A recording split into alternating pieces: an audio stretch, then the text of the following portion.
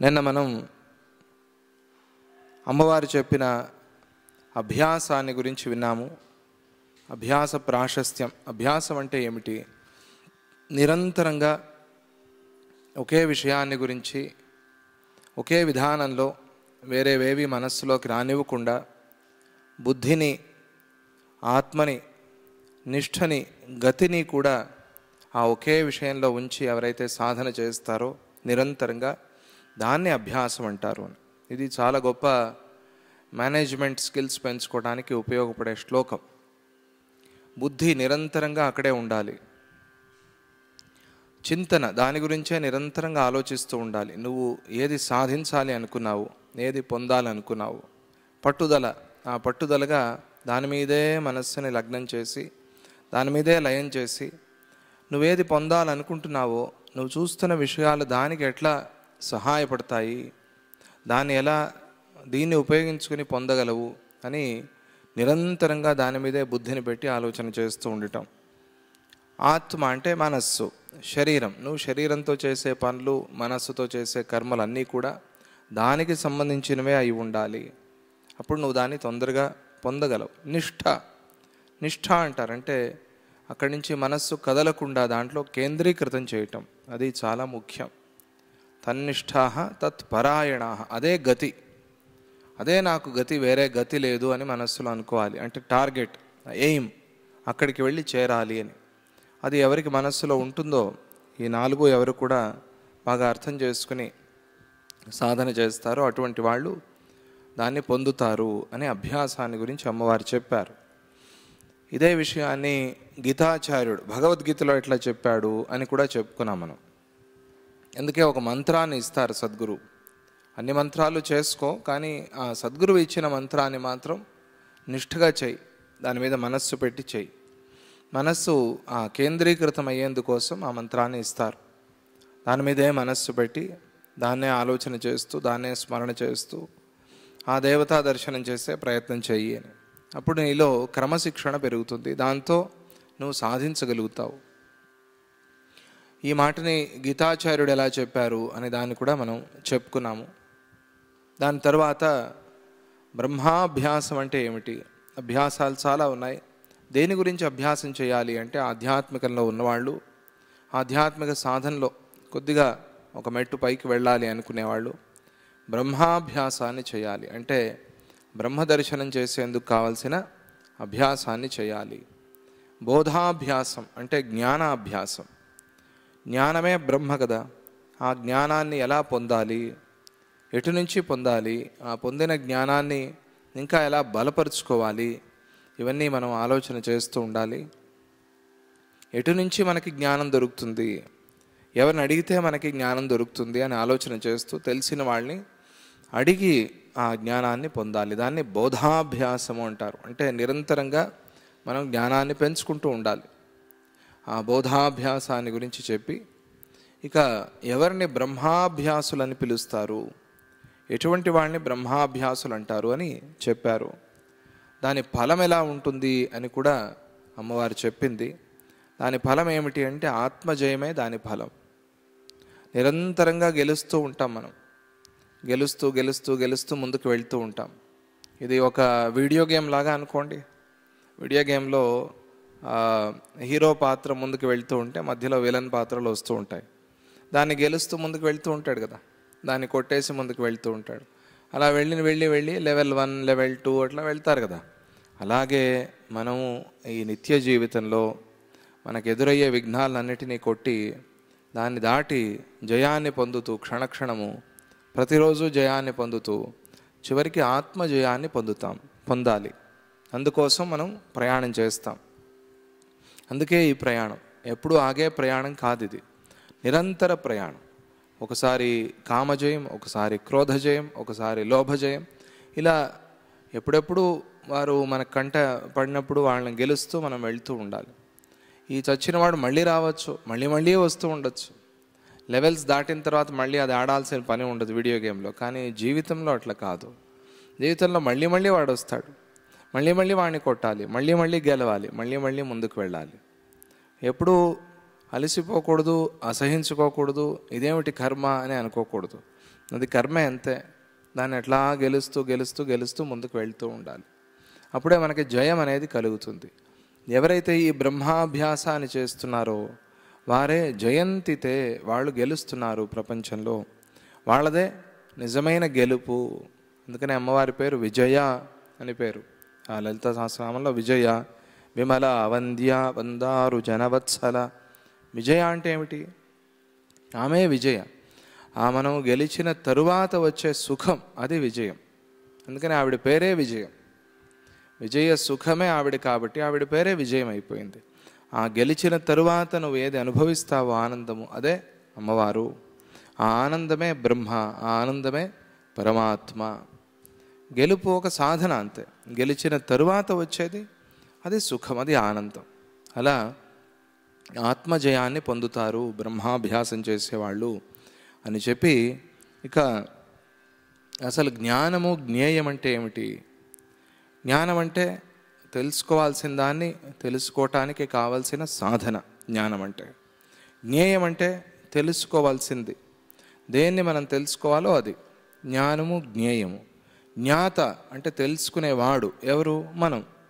తెలుసుకునే వాళ్ళము, మనం తెలుసుకోవాల్సింది, తెలుసుకోవాల్సిన దానికి కావలసిన సాధనం. ఇవి మూడే ప్రపంచంలో ఉన్నది. త్రిపుటి అంటారు దీన్ని. ఈ త్రిపుటిని బాగా గమనిస్తూ ఉండాలి, మనం గుర్తు చేసుకుంటూ ఉండాలి. ప్రతి విషయానికి ఈ మూడు ఉంటాయి. నేను ఏం చేయాలి, ఎలా చేయాలి, చేయటానికి నాకు కావాల్సింది ఏమిటి, నేను చేస్తున్న వాడిని సరిగ్గా ఉన్నానా లేదా, ఈ మూడు చూసుకోవాలి ఎప్పుడు. అప్పుడు మనం గెలుస్తాం ప్రపంచంలో. కర్త, కర్మ, క్రియ అంటారు కదా, అలాగే అనుకోండి పోని. లేదా ద్రష్ట, దృశ్యము, దర్శనము, జ్ఞాత, జ్ఞేయము, జ్ఞానము. ఈ మూడు ఎక్కడికి వెళ్ళినా కూడా ఈ మూడు ఉంటాయి. ఈ మూడింటిని దాటి ప్రపంచం లేదు. ఈ మూడింటిని దాటిన స్థితినే పరమాత్మ అంటారు. ఈ స్థితిని దాటాలి అంటే మనలో అహంభావం, అహంకారం పోవాలి. నేను తెలుసుకునేవాణ్ణి అనే అహంకారం మనలో పోవాలి. తెలుసుకునేదేమిటి? ఉన్నదే పరమాత్మ అంతా అయినప్పుడు నేనెవరిని తెలుసుకునేవాడిని అనే ఆధ్యాత్మిక భావన అప్పుడప్పుడు మనం ఆలోచన చేసి పెంచుకుంటూ ఉండాలి. అలా జ్ఞానం అంటే ఏమిటి, జ్ఞేయం అంటే ఏమిటి అనే విషయంలో అమ్మవారు ఉపదేశం చేస్తూ నిన్న ఒక విషయం చెప్పారు. దాన్ని కొద్దిగా చెప్పుకున్నాం.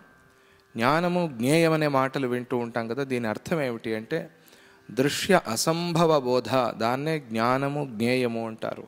ఇదేమిటిది? సంస్కృత పదం చాలా పెద్దగా ఉంది అని అనుకుంటున్నారు. దృశ్య అసంభవ. దృశ్యం అంటే తెలుసు మనకి. దృశ్యం అంటే ఏమిటి? ప్రపంచం. ఎక్కడ యా అని చివరిలో వచ్చినా కూడా మనకు కనిపించేది అని అర్థం. కార్య, దృశ్య, జ్ఞేయ, ఇలా యకారం చివరిలో వస్తాయి. దాన్ని బాగా గుర్తుపెట్టుకోండి. ఆ యకారం చివరిలో వచ్చేవన్నీ కూడా మనకు కనిపించేవి. నకారం చివరిలో వచ్చేవన్నీ కూడా సాధనలు. సాధన, సాధ్య, సాధక, ఇలా ప్రతి చోట మూడు ఉంటాయి. ఈ మూడు మనం గుర్తు చేసుకోవాలి. ఆ సాధ్యం అంటే కనిపించే ప్రపంచం. మనం ఏది సాధించాలి అనుకుంటున్నామో అది ఆ వస్తువు లేదా ఆ సంఘటన, ఆ పరిస్థితి, ఆ సందర్భము, ఆ దేశము, ఇవన్నీ కూడా సాధ్యాలు ప్రపంచంలో. అలా దృశ్యం అంటే ప్రపంచం, స్పష్టంగా మనకు తెలుసు. దృశ్యం ఇది అంటే కనిపించేది. ద్రష్ట అంటే ఎవరు? చూసేవారు, చూసే మనము. దర్శనము అంటే మనం చూడటానికి కావలసిన చూపు. దృశ్య అసంభవం అంటే ఈ ప్రపంచం అనేది అసలు పుట్టలేదు అనే జ్ఞానం మన మనస్సులో రావాలి. ప్రపంచం పుట్టింది పోతోంది అని ఉంటే మనం పరమాత్మలో మనస్సుని నిలపలేదు అని అర్థం. మనకు అసలు తత్వం అర్థం కాలేదు అని అర్థం.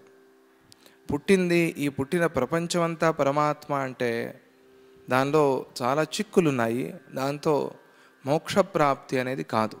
ఎందుకు అంటే ప్రపంచం ఇలాగే ఉంటుంది. ప్రపంచం ఉన్నది అని నీ మనస్సులో రిజిస్టర్ అయి ఉన్నంత వరకు నువ్వు ఆ పరమశాంతిని పొందలేవు. అందుకని ఏం చేయాలి అంటే నీ బుద్ధి నుంచి ఈ ప్రపంచం అనే జ్ఞానాన్ని, ఈ భ్రమని తీసివేయాలంటే ఏమి చేయాలి? నిత్య సత్యమైన పరమాత్మని గురించి ఆలోచన చేస్తూ ఉండాలి. ఆయన ఒక్కడే నిత్య సత్యం అయినప్పుడు రెండవది ఇది ఎక్కడి నుంచి వచ్చింది, దీని దుంపదేగా అని అనుకోవాలి మనస్సులో. ఇది ఎలా పుట్టింది? ఇది అంటే నా అజ్ఞానంతోనే పుట్టింది. నిత్య సత్యమైన ఆయన ఒక్కడే ఉన్నప్పుడు మధ్యలో దీన్ని ఎవరు తీసుకొచ్చారు? నిత్య సత్యము అని ఉపనిషత్తులు చెప్తున్నాయి, గురువులు చెప్తున్నారు, గురువులు అనుభవించి చెప్తున్నారు ఇది సత్యమని. ఇంకేం కావాలి? మనం కూడా ఆలోచన చేస్తే మనకి అప్పుడప్పుడు తెలుస్తోంది. ఇంకేం కావాలి? అందుకనే ఈ దృష్టితో, ఈ భావనతో మనం దృశ్యం యొక్క అసంభవం అంటే అసలు పుట్టకపోవటం, పుట్టి ఉన్నది పరమాత్మ అయి ఉన్నాడు అని చెప్పడం కాదు. పుట్టి ఉంది ఇదే పరమాత్మ అంటే అది టెంపరరీ, ఏదో ఒక కంటి తుడుపు మాటలాగా ఉంటుంది అంతే. నీ బుద్ధి నుంచి పూర్తిగా పోదది, నీ బుద్ధిలో అలాగే ఉంటుంది. పూర్తిగా డిలీట్ అయిపోవాలి.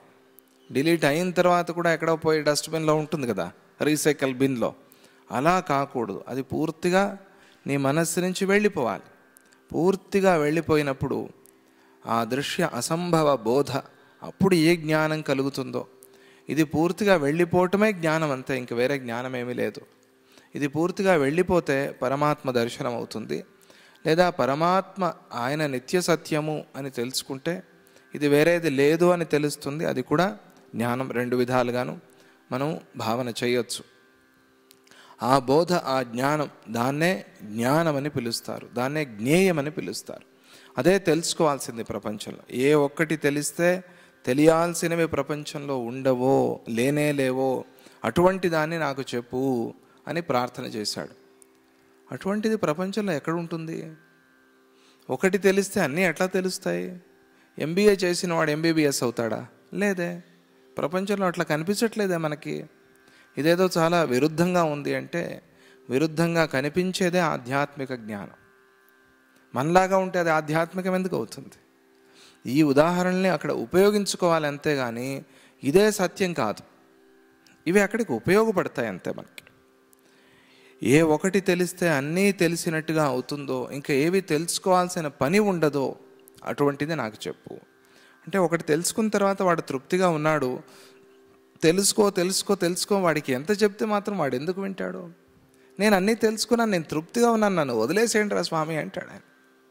నాకేది తెలుసుకోవాల్సిన పని లేదు, నేను చాలు, ఐఎమ్ హ్యాపీ వేర్ ఐఎమ్, నీకు వదిలేసే నన్ను అని ఆ స్థితిలో ఉంటాడు కదా. అది దాన్ని జ్ఞాన అనుభవం అంటారు. అదే నిజమైన జ్ఞానము, అదే నిజమైన జ్ఞేయము. దాన్ని తెలుసుకునే ప్రయత్నం చేయాలి మనం. జీవితంలో అపురూపంగా వచ్చిన జన్మ ఇది, దీన్ని మనం వ్యర్థం చేసుకోకూడదు. అందుకనే దాన్నే జ్ఞాన జ్ఞేయాలు అని పిలుస్తున్నారు. దీని అభ్యాసమే గొప్ప అభ్యాసం, దీనికన్నా అభ్యాసం వేరేది లేదు. దీన్నే నిర్వాణము అని పిలుస్తారు. నిర్వాణం అంటే మోక్షం అని అర్థం. నిర్వాణ షట్కము అని ఉంది కదా, చూడండి ఎప్పుడైనా సమయం దొరికినప్పుడు. చాలా మంచి గ్రంథం అది. ఈ అభ్యాసమే గొప్ప ఫలాన్ని ఇస్తుంది. మహోదయ. దీనికన్నా ఉదయం అంటే ఏమిటి? చీకటి పోవటం అని అర్థం. చీకటి పోయింది, ఉదయం అయింది అంటే పగలయింది. వెలుతురు వచ్చింది, వెలుతురు వస్తే చీకటి పోయింది. చీకటి పోవటమే వెలుతురు అంతే. వెలుతురు వచ్చింది అయినా చీకటి పోలేదంటే అటువంటి వెలుతురుతో ప్రయోజనం ఏమిటి? అది కాదు మనకు కావాల్సింది. ఒక చిన్న లేజర్ లైట్ వదిలారు, వెలుతురే, కానీ చీకటి పోయిందా దాంతో? ఆ భాగంలో అంతవరకు మాత్రమే పోయింది కాబట్టి ఆ లేజర్ లైట్కి ఉండే విలువ దానికి ఉంది, కానీ పూర్తిగా చీకటిని పోగొట్టలేదు కాబట్టి దాన్ని పూర్తి వెలుగు అని మనం అనట్లేదు. అలాగే చిన్న చిన్న జ్ఞానాలు లేజర్ లైట్ లాగా అప్పుడప్పుడు వస్తూ ఉంటాయి మనకి. అదే ఒక 1000 లేజర్ లైట్లు వేసామనుకోండి, అదే వెలుతురు అయిపోతుంది అంతే. చిన్న చిన్నవే అవన్నీ, అవే అట్లా వెలిగించామనుకోండి అది మహా వెలుగు అయిపోతుంది. వెలుగు రావటమే ప్రధానం, చీకటి పోవటము ప్రధానం. మహోదయ. అలాగే మన చీకటిని, బుద్ధి చీకటిని పోగొట్టేది కాబట్టి ఈ అభ్యాసము, దీన్నే నిర్వాణం అంటారు. ఇదే చాలా ముఖ్యమైనది, చాలా ప్రధానమైనది. దీనికన్నా ఫలాన్ని ఇచ్చేది ప్రపంచంలో వేరే ఏది లేదు అని అమ్మవారు చెప్తూ, ఇక దీన్ని అభ్యాసం చేస్తే ఏమవుతుంది అంటే, శరత్కాలంలోని మంచు వాన అధికంగా తీవ్రమైన వేగంతో ప్రవహించే నీటితో తొలగిపోయినట్లుగా, నిరంతరమైన వివేక అభ్యాసం అనే నీటితో తడపబడిన చిత్తం యొక్క సంసారమనే కృష్ణపక్ష రాత్రి యొక్క రాగమనే గాఢ నిద్ర దూరం అయిపోతుంది అని ఒక పెద్ద వాక్యం చెప్పారు. ఏమిటి దీని అర్థం అంటే, శరత్కాలంలో ఆ మేఘాలన్నీ పోతాయి. శరదృతువు, ఆకాశం నిర్మలంగా స్వచ్ఛంగా ఉంటుంది. అప్పుడు చాలా మనస్సు ఆహ్లాదంగా ఉంటుంది. అప్పటి వరకు చీకటి చీకటి, ఎప్పుడు మేఘాలు వస్తాయో ఎప్పుడు వర్షం కురుస్తుందో తెలియని పరిస్థితి. ఎప్పుడు బట్టలు ఆరేసుకోవాలో, ఎప్పుడు బట్టలు లోపల తెచ్చిపెట్టుకోవాలో తెలియని పరిస్థితి. ఆడవాళ్ళు పాపం చాలా బాధపడుతూ ఉంటారు. ఇవన్నీ స్థితులన్నీ పోయి శరత్కాలంలో ఆకాశం నిర్మలంగా శుద్ధంగా ఉంటుంది. ఆ ఆకాశం నిర్మలంగా ఉండే సమయంలో ఆ మంచు చేరుతూ ఉంటుంది కదా, ఆ వర్ష ఋతువులో మంచు. ఆ మంచులో ఏమి కనిపించదు. కొన్ని సందర్భాల్లో యాక్సిడెంట్లు అవుతూ ఉంటాయి. అది చాలా పంటకి నష్టం కలిగించేది. ఈ మంచు ఎట్లా తొలగిపోతుందో అలాగే వివేక అభ్యాసం చేస్తూ ఉంటే నీ మనస్సులో ఉన్న ఆ రాగద్వేషాలనే కృష్ణపక్ష రాత్రి అంటే అమావాస్య. ఆ అమావాస్య రాత్రి గాఢాంధకారం చాలా ఘోరంగా భయంకరంగా ఉంటుంది. ఆ రాత్రి పోయినట్టుగా శరత్కాలంలో సుఖం ఆనందం దొరికినట్టుగా నువ్వు ఈ అభ్యాసంతో, ఈ జ్ఞానాభ్యాసంతో సుఖాన్ని, ఆనందాన్ని, సంతోషాన్ని పొందుతావు.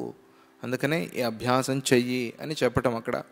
అలా అని అమ్మవారు చెప్పింది అని వశిష్ఠుల వారు చెప్తున్నారు. అలా చెప్తున్న సమయంలో సాయంకాలం అయింది. 3 రోజులు అయిపోయాయి. ఇది 4వ రోజు. మనం 2వ సంవత్సరమో 3వ సంవత్సరమో చెప్పుకుంటున్నాం యోగ వాసిష్టము. కానీ అక్కడ 4వ రోజు వశిష్ఠుల వారు రాముల వారికి చెప్తున్న 4వ రోజు సభ జరుగుతోంది ఇక్కడ అయోధ్యలో. దశరథుడు, విశ్వామిత్రుడు అందరూ ఉన్నారు.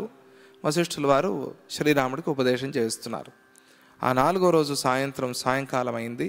సూర్యుడు అస్తమించాడు. సాయం విధులను ఆచరించడానికి కారణమైన సూర్యుడు. ఆయన అస్తమానం కూడా మనకి మేలే చేస్తుంది. అది విచిత్రం. మహానుభావుల ఏ కర్మ, ఏ క్రియ అయినా కూడా లోకానికి మంచే చేస్తుంది అని సూర్యుడిని చూసి ఉదాహరణగా చెప్తారు. సూర్యుడు ఉదయించినా మంచికే, సూర్యుడు అస్తమించినా మంచికే. ఎందుకంటే ఆయన సూర్యుడు, ఎందుకంటే ఆయన మిత్రుడు మనకందరికీ కూడా. ఆయన అస్తమించటం ఎందుకు అంటే, హస్తకాలం అయింది నాయన, ఇది చాలా మంచి సమయము, మనస్సుని పవిత్రం చేసుకుని మనస్సుని శాంతంగా ఉంచుకుని స్నానం చేయండి, కాసేపు కూర్చుని ఒక 10 నిమిషాలు కళ్ళు మూసుకోండి, ఏదైనా మంత్రం చేయండి, సాధన చేయండి. గోధూళి కాలం ఇది, విజయ ముహూర్తము అంటారు. అంటే సాయంకాలం ప్రారంభించి తారలు పుట్టాలి. తారలు అంటే నక్షత్రాలు అలా కనిపించినట్టుగా ఉండే స్థితి, దాన్ని విజయ ముహూర్తం అంటారు. ఎవరు ఆ ముహూర్తంలో అనుష్ఠానం చేస్తారో, ఎవరు ఆ ముహూర్తంలో మంత్రాన్ని జపిస్తారో, ఎవరు ఆ ముహూర్తంలో ఆధ్యాత్మిక సాధన చేస్తారో, హనుమాన్ చాలీసా, విష్ణు సహస్రనామ పారాయణ, లలితా సహస్రనామ పారాయణ, ఇటువంటివి అంటే సాయం సంధ్యా సమయంలో సూర్యుడు ఇంకేమి మునుగుతున్నాడు, సూర్యుడి రంగు మారుతుంది కదా, కొద్దిగా ఆయన ఆరెంజ్ కలర్లోకి వస్తాడు, వచ్చి అట్లా మునుగుతున్నాడు. ఆ మునిగే సమయంలో ప్రారంభించి ఆయన మునిగి చీకటి అట్లా ఉదయించింది. చీకటి ఉదయించినప్పుడు సూర్యుడు లేడు, కానీ సూర్యరశ్మి ఉంది. ఆ సూర్యరశ్మి కూడా నిదానంగా తగ్గిపోతుంది, బంగారం రంగులో ఉంటుంది. మేఘాలన్నీ బంగారంగా వెలిగిపోతూ ఉంటాయి. ఆ సమయంలో కొద్దిగా చీకటి అవుతుంది. చీకటి అయినప్పుడు కొద్దిగా నక్షత్రాలు కనిపించడం ప్రారంభిస్తాయి. ఆ సమయంలో అది విజయ ముహూర్తము అంటారు. అప్పుడు ఆధ్యాత్మిక సాధన చేయాలి. చాలా గొప్ప ముహూర్తం అది. రోజులో 6వ ముహూర్తం అది. 6వ ముహూర్తాన్ని విజయ ముహూర్తం అంటారు. 6 ఇంద్రియాలని గెలిచే శక్తి వస్తుంది కాబట్టి దాన్ని 6వ ముహూర్తంగా, విజయ ముహూర్తంగా పిలిచారు అని చెప్తారు. ఆ ముహూర్తాన్ని గుర్తుపెట్టుకోండి. ఆ సమయంలో ఎవరు సూర్యుడిని చూసి ఏమి ప్రార్థన చేసినా కూడా నెరవేరుతుంది. మనం ఎక్కడ చీకటి గదిలో ఉంటాం, ఎక్కడ సూర్యుడిని చూసేది? రూమ్ నుంచి బయటికి మనకు సూర్యుడు ఎక్కడ కనిపిస్తాడు? బయటికి రావాలి సంధ్యా సమయంలో. సాయం సంధ్యా సమయం అనేది చాలా ముఖ్యమైనది, చాలా మంచిది. అందుకని ఆ సమయంలో దీపారాధన చేస్తారు. ఇళ్లలో ఆడవాళ్ళందరూ కూడా చాలా శుచిగా శుభ్రంగా పెట్టుకుంటారు. ప్రొద్దున పూట ఊడుస్తారు, సాయంత్రం పూట కూడా ఊడుస్తారు. కొంతమంది ప్రొద్దున ఊడవలేకపోతే సాయంత్రం పూట ఊడుస్తారు, ఊడ్చి దీపారాధన చేస్తారు. ఇది చాలా మంచి ముహూర్తం, అది గుర్తుపెట్టుకోండి. సాయం సంధ్యా సమయం అనేది చాలా గొప్ప ముహూర్తం. అది ఉదయకాలం కన్నా కూడా గొప్ప ముహూర్తం. ఉదయకాలంలో ఉండే వైబ్రేషన్స్ ఉదయకాలంలో ఉంటాయి, కానీ సాయం సంధ్యా సమయంలో శాంతి. ఉదయకాలంలో అట్లా పుట్టి మనకి గెలుపుని, అంటే ఇంకా వ్యవహారంలో ఉంటాం మనం, కానీ సాయంత్రం ఇంకేం వ్యవహారము, అంతా అస్తమించిన తర్వాత పరమశాంతిలో సుఖంగా నిద్రపోతాము, దాంతో ఆరోగ్యంగా ఉంటాం. సాయం సంధ్యా సమయం అనేది చాలా ముఖ్యమైనది, గుర్తుపెట్టుకోండి. అందుకనే సత్సంగాలు అప్పుడే చేస్తారు. ఆయన కారణమయ్యాడు, సాయం సంధ్య అనుష్ఠానం చేసేందుకు కారణమయ్యాడు ఆయన. అందుకనే ఆయన అస్తమానం కూడా మనకు మంచిదే. ఆయన అస్తమిస్తున్నా కూడా మనకి మేలు చేస్తున్నాడు. అప్పుడు అక్కడ ఉన్నటువంటి వాళ్ళందరూ ఆ మహర్షికి నమస్కారం చేసి వశిష్ఠుల వారికి సాయం సంధ్యా విధులను ఆచరించటానికి వెళ్ళారు. మరుసటి రోజు తెల్లవారిన తరువాత వారందరూ కూడా మళ్ళీ సూర్యకిరణాలతో పాటుగా అక్కడికి వచ్చి చేరుకున్నారు.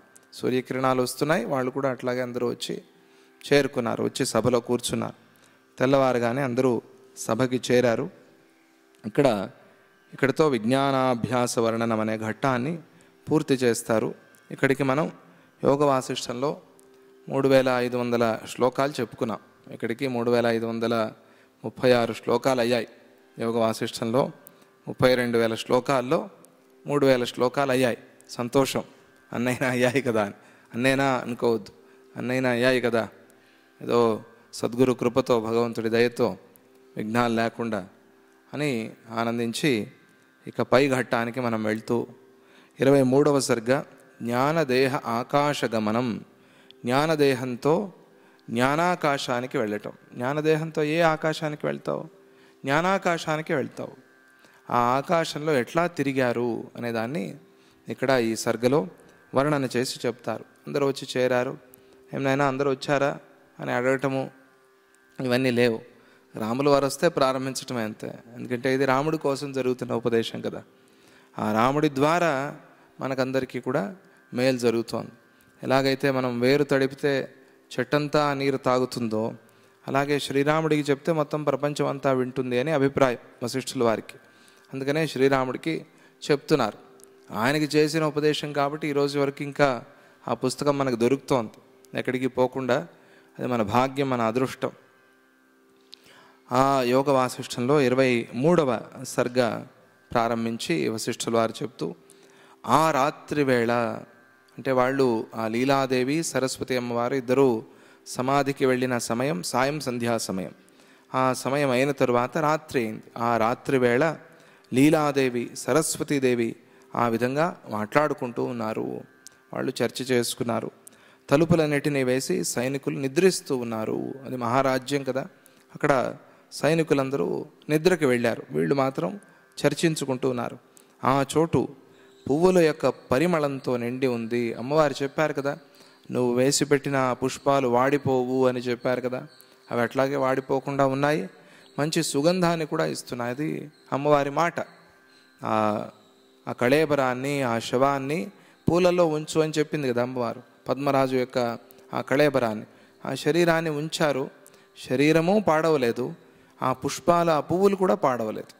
పాడవకపోక మంచి సుగంధాన్ని కూడా ఇస్తున్నాయి. ఆ పరిమళం ఆ చుట్టుపక్కలంతా కూడా ఉంది. పద్మరాజు యొక్క శరీరం వాడిపోని పువ్వులతో కప్పబడి ఉన్న చోటులోనే వారు సమాధి స్థితిని ఆశ్రయించి అక్కడే కూర్చున్నారు. పవిత్రము అపవిత్రము అనేది లేదు ఆ స్థాయిలో ఉన్న వాళ్ళకి. అక్కడే కూర్చుని అక్కడే సమాధిని ఆశ్రయించి నిశ్చల శరీరాలు కలవారయ్యారు. వాళ్ళ శరీరం నిశ్చలంగా అయింది. ధ్యాన సమాధిలో దోమ కుట్టిందంటే, ఈగ వాలిందంటే ఇవన్నీ లేవు వాళ్ళకి. నిశ్చల సమాధికి వెళ్ళారు. అంటే శరీర భావన, శరీర భ్రమ విడిచిపెట్టారు. అటువంటి స్థితిలో వాళ్ళు ఉన్నారు. అప్పుడు వారి ముఖాల నుండి నిండు చంద్రుడు కాంతిని ప్రసరించినట్టుగా కాంతి వెలువడింది. అటువంటి కాంతి వాళ్ళ ముఖంలో కనిపిస్తోంది. సమాధిలో ఉన్న శక్తి అటువంటిది, ధ్యానంలో ఉన్న శక్తి అటువంటిది. ఆ ధ్యానంతో శరీర కాంతి పెరుగుతుంది. ఆ ధ్యానంతో ఆత్మస్థైర్యం పెరుగుతుంది, బలం వస్తుంది, శక్తి వస్తుంది. నువ్వు తినే ఆహారం ఇంతే అయినా కూడా అది నీకు పూర్తిగా పుష్టినిస్తుంది. ఎంత తీసుకోవాలో అంత ఆహారాన్ని పూర్తిగా తీసుకుని శరీరానికి కావాల్సిన పుష్టినిస్తుంది. అటువంటి శక్తి ఆ ధ్యానానికి ఉంది. ఆ శుకబ్రహ్మ భాగవతంలో వస్తారు. ఆయన ఎప్పుడు భోంచేశారో ఎప్పుడు తినారో ఎవరికీ తెలియదు, ఎవరూ చూడలేదు. ఆయనను చూస్తే నిరంతర ఉపవాసం చేస్తున్న వాళ్ళలాగా ఉన్నాడు. కానీ అక్కడున్న వాళ్ళు ఎవరికీ కూడా ఆయనలాగా శక్తి లేదు. అట్లా ఉన్నాడు ఆయన, పుష్టిగా ఉన్నాడు. ఎందుకు అంటే ఆయన బ్రహ్మరసాన్ని తాగి ఉన్నారు అని చెప్తారు. ఆ స్థాయిలో ఉన్నారు కాబట్టి వాళ్ళకి ఒక యాపిల్ చాలంతే, అది తినే జీవిస్తారు వాళ్ళు. ఆ స్థితిలో ఉన్నారు కాబట్టి, ఆ బ్రహ్మరసాన్ని తాగుతూ ఉన్నారు కాబట్టి అది ఒకేసారికి అయ్యే పని కాదు. అది ఎక్కడ దొరుకుతుంది అని అడగద్దు. ఏ కంపెనీ, ఏ ఫ్యాక్టరీ, ఏ సూపర్ మార్కెట్ దొరికేది కాదు. అది ఎవరికి వాళ్ళు అనుభవించాల్సింది. అది ఎవరికి వాళ్ళకి అనుభవానికి రావాలి. వారు రత్నస్తంభం పైన చెక్కబడిన బొమ్మల్లాగా శోభిల్లుతూ ఉన్నారు. అంటే రత్నస్తంభమే, ఆ రత్నస్తంభంలో వచ్చిన బొమ్మలే, కానీ కదలకుండా ఉన్నారు, శోభిస్తూ ఉన్నారు. వారి ఇంద్రియ వ్యాపారాలు కట్టివేయబడ్డాయి. ఇంద్రియాలు బయటికి వెళ్ళటం లేదు, లోపలికే ఉపసంహరించుకున్నారు. సాయంకాల సమయంలోని తామర పువ్వుల జంటలలాగా వారు సంకుచిత భావాన్ని పొందారు. సాయంకాలం అవుతూనే ఏమవుతుంది, సూర్యుడు పోగానే ఆ పద్మం, విచ్చుకున్న పద్మం కాస్త ముడుచుకుపోతుంది. అట్లా వాళ్ళు వాళ్ళ ఇంద్రియాలన్నిటినీ కూడా లోపలికి సంకుచితం చేసుకున్నారు. కూర్మోంగానీవ సర్వశః. ఒక్కొక్క ప్రాణి నుంచి ఒక్కొక్క పాఠాన్ని నేర్చుకోవాలి మనం. కూర్మాని చూసి నీ ఇంద్రియాల్ని నువ్వు లోనకి ఎట్లా తెచ్చుకోవాలి అనేది నేర్చుకోవాలి. కూర్మోంగానీవ సర్వశః. ఇవి బయటికి పరిగెత్తుతూ ఉంటాయి గుర్రాల్లాగా. వీటికి అభ్యాసం అది. సృష్టి చేయటమే అట్లా సృష్టి చేశాడు భగవంతుడు. పరాంచిఖాని వ్యతృణత్ స్వయంభూ. ఆ పరాంచి అంటే బయటికి వెళ్ళేవి, ఖాని అంటే ఇంద్రియాలు. ఈ ఇంద్రియాలు బయటికి వెళ్ళేలాగా సృష్టి చేశాడు. వాటిని లోపలికి ఉపసంహారం చేసుకోవాలి, లోపలికి సంకోచం చేసుకోవాలి. ఇది ఇంద్రియ వ్యాపారాన్ని, ఇంద్రియాన్ని కాదు. ఇంద్రియం అంటే ఈ చెయ్యి కాదు, ఈ చెయ్యి కదిలే భావన ఉంది కదా, దాన్ని నువ్వు లోపలికి ఉపసంహారం చేసుకోవాలి. అప్పుడు అందుకే కదలకుండా కూర్చొని ధ్యానం చేయాలి అని చెప్పటం. అది క్రమక్రమంగా అభ్యాసం అవుతుంది, నిదానంగా వస్తుంది మనకి. అంటే సర్వేంద్రియ ప్రత్యాహార యోగాన్ని వాళ్ళు సాధించారు అని అర్థం. ధ్యాన ధారణ సమాధి ప్రత్యాహారాన్ని వింటారు కదా, అష్టాంగ యోగాల్లో ప్రత్యాహారం అంటే అది. అంటే ఇంద్రియ వ్యాపారాల్ని లోపలికి సంకోచం చేసుకోవటం, అవన్నీ ముడుచుకుపోయినట్టుగా ఆ ఇంద్రియ వ్యాపారాలన్నీ కూడా లోపలికి బుద్ధిలోకి, మనస్సులోకి, ఆ మనస్సు ఆత్మలోకి సంకోచంగా ముడుచుకుపోవటం, అది ఆ స్థితిని వాళ్ళు పొందారు. కూర్మంలాగా ఇంద్రియాలను మాత్రమే కాక, కూర్మం ఇంద్రియాలు మాత్రమే లోపలికి వెళ్తాయి. మనల్ని చూసి భయపడి కాళ్ళు, చేతులు, తల, తోక అన్నీ లోపలికి వెళ్ళిపోతాయి. ఒక డిప్ప మాత్రమే కనిపిస్తుంది. మనం వెళ్ళిపోయామని తెలియంగానే మళ్ళీ ఇంద్రియాలనే బయటికి వస్తాయి. ఇది కూర్మంలో మనం చూసేది. కూర్మం కేవలం ఇంద్రియాలని మాత్రమే సంకోచం చేసుకుంటోంది. వీళ్ళు ఆ ఇంద్రియ వ్యాపారాన్ని సంకోచం చేసుకున్నారు. అందుకని ఇంద్రియాలని సంకోచం చేసుకోవడం కాదు. డాక్టర్ గారి దగ్గరికి వెళ్ళి ఇంద్రియాలు సంకోచం అయ్యేలాగా నాకు కూడా కూర్మంలాగా ఏదైనా ఆపరేషన్ చేయండి, అది కాదు. ఇంద్రియాలు ఇట్లాగే ఉంటాయి, ఇంద్రియ వ్యాపారాన్ని లోపలికి సంకోచం చేయటం, అది ముఖ్యం. అది బాగా అర్థం చేసుకోవాలి. ఎందుకంటే కొంతమంది ఈ యోగాన్ని సరిగా అర్థం చేసుకోలేక ఏవో అక్కర్లేనివన్నీ కూడా చేసి ప్రమాదాన్ని కూడా పొందారు, పొందుతూ ఉన్నారు. ముందుకు కూడా అలాగే జరుగుతుంది. జరగకూడదు కాబట్టి దాన్ని బాగా అర్థం చేసుకోవాలి మనం. శరత్కాలంలో గాలి లేని కొండ చివరిలో ఉన్న మేఘాలలాగా వారు చలించకుండా శాంతచిత్తులు, శుద్ధులు, వ్యాపారవర్జితులు అయి ఉన్నారు. నవరాత్రి సమయంలో చూసి ఉంటారు కదా, మనం ఉత్సవాలు జరుగుతున్నప్పుడు ఇక్కడి నుంచి వెళ్తూ ఉంటాం అప్పాజీతో పాటుగా. అప్పుడు ఆ కొండ మీద అట్లా మేఘాలు ఉంటాయి, కదలకుండా ఉంటాయి మేఘాలు. అంతా ఒక చాముండి అమ్మవారి కిరీటం పెట్టినట్టుగా చూశారు ఎప్పుడైనా? కొండ మీద కదలకుండా మేఘాలు ఉంటాయి. అట్లా కదలని మేఘాలలాగా నిశ్చలంగా వాళ్ళిద్దరూ, ఆ సరస్వతీదేవి, లీలాదేవి ఇద్దరు కూడా ఉన్నారు. దాన్ని ఏమంటారు ఆ స్థితిని అంటే, నిర్వికల్ప సమాధానాత్ జహతుర్బాహ్య సంవిదం యథా కల్పలతే కాంతే పూర్వమృత్వంతరే రసం. కల్పలత కొత్త ఋతువులో వెనుకటి ఋతురసాన్ని విడిచిపెట్టినట్టుగా వారిద్దరూ కూడా నిర్వికల్ప సమాధిని ఆశ్రయించి బాహ్య జ్ఞానాన్ని, దేహాది అనాత్మ వస్తువు జ్ఞానాన్ని విడిచిపెట్టారు. అది ఎట్లా సాధ్యమైంది అంటే, బాహ్య జ్ఞానాన్ని విడిచిపెట్టారు. కొత్త రసాన్ని తీసుకున్నారు కాబట్టి పాత రసం వెళ్ళిపోయింది. మనం ప్రతిరోజు ఒకటే పదార్థంలాగా ఎప్పుడో చేసి పెట్టుకున్నది తింటూ ఉంటే ఆరోగ్యం పాడవుతుంది.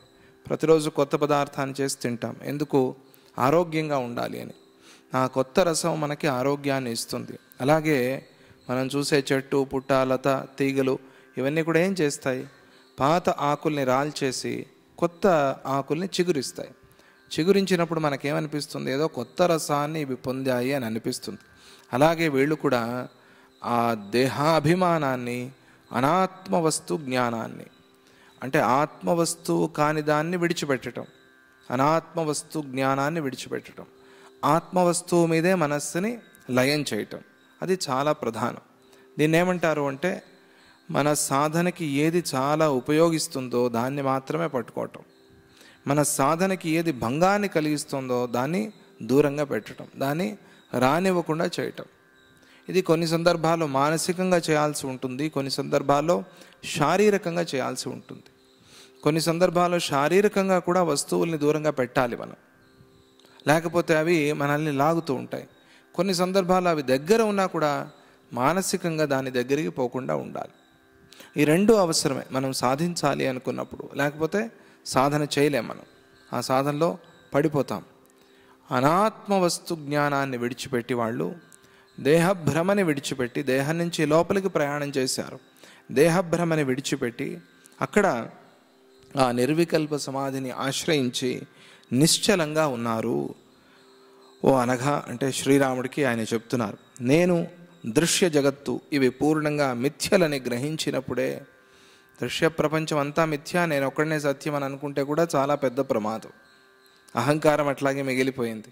అందుకనే నేను, నాది, నువ్వు, నీది, ఈ భావన దృశ్య జగత్తు ప్రపంచం అంతా కూడా ఇవి పూర్ణంగా మిథ్యలు అని గ్రహించినప్పుడే వారి నుండి దృశ్యం అనే పిశాచము తొలగిపోతుంది. అప్పటి వరకు ఈ దయ్యం మనల్ని విడిచిపెట్టదు, ఇది ఇట్లాగా పట్టుకుని ఉంటుంది. ఈ దయాన్ని విడిపించాలి అంటే ఏం చేయాలి అంటే దృశ్య జగత్తు నుంచి బయటికి రావాలి. దీన్ని అభ్యాసం చేయాలి, క్రమక్రమంగా అభ్యాసం చేయాలి. అదే వారి విషయంలో జరిగింది. వారు దృశ్య జగత్తు నుంచి లోపలికి వెళ్ళారు. ఇదే ధ్యానం అంటే.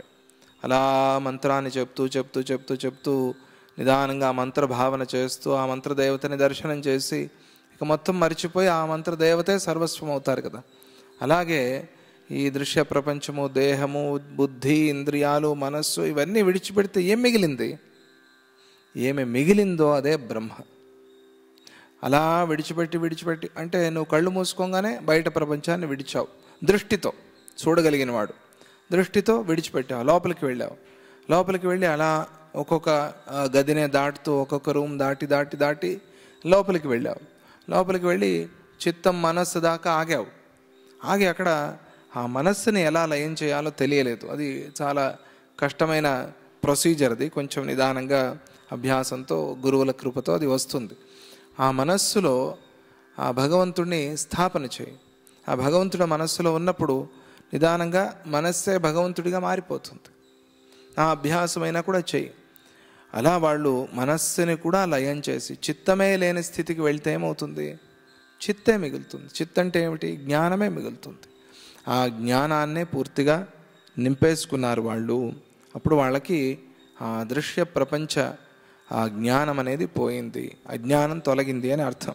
అదే వారి విషయంలో జరిగింది. వారు నిర్వికల్ప సమాధితో దృశ్య ప్రపంచం మిథ్య అని పూర్తిగా తెలుసుకున్నారు. నిర్వికల్ప సమాధి అనే మాట వింటూ ఉంటాం మనం.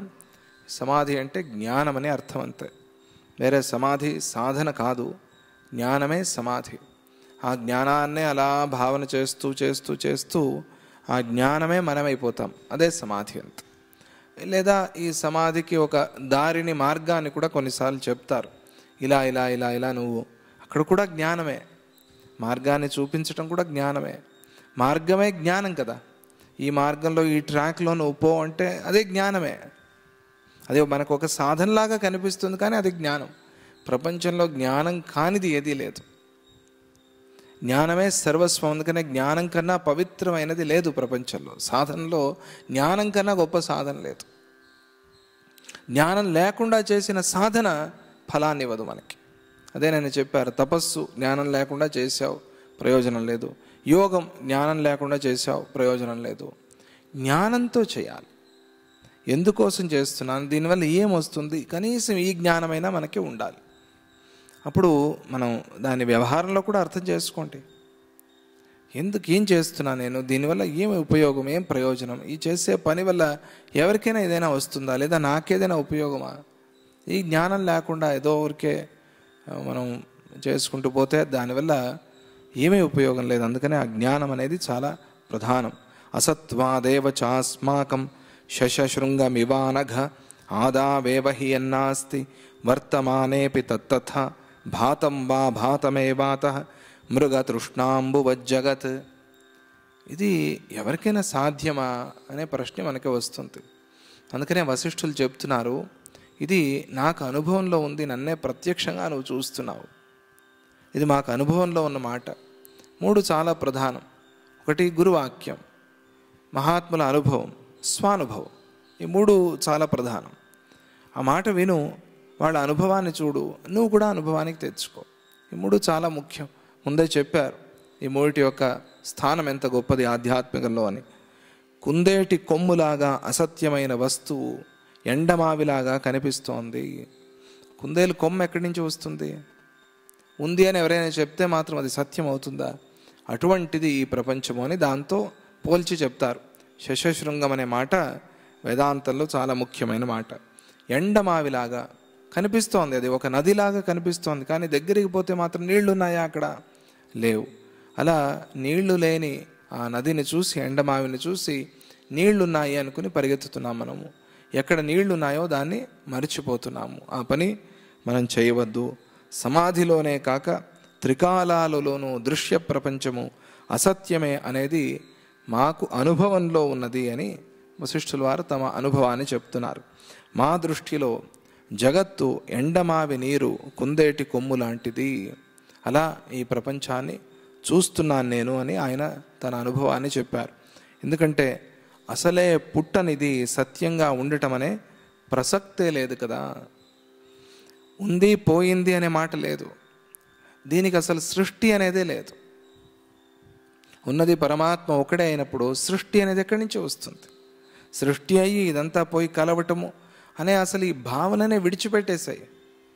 ఇది సృష్టి అయింది, దీన్ని నేను పరమాత్మలాగా చూస్తాను, ఇది ఈ గందరగోళం వద్దు.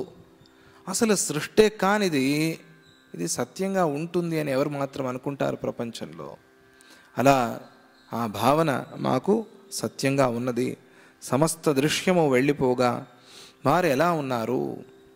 ఎలా సాధ్యం? దృశ్యమే లేదు అన్నప్పుడు, ప్రపంచమే లేదన్నప్పుడు ఎలా ఉన్నారు? వాళ్ళ ఉనికి ఎట్లా? అది ఎట్లా సాధ్యం? మనం ప్రపంచంలో మనం ఉన్నాము అనే భావన కదా. ప్రపంచమే లేనప్పుడు వాళ్ళు ఎట్లా ఉన్నారు? వాళ్ళ ఉనికి ఎట్లా సాధ్యమైంది అనే ప్రశ్న వస్తుంది. దానికి సమాధానం చెప్పాలి. దాన్ని ముందుకి మనకు తెలుపుతున్నారు. ఆ సమాధానం చాలా ముఖ్యమైంది.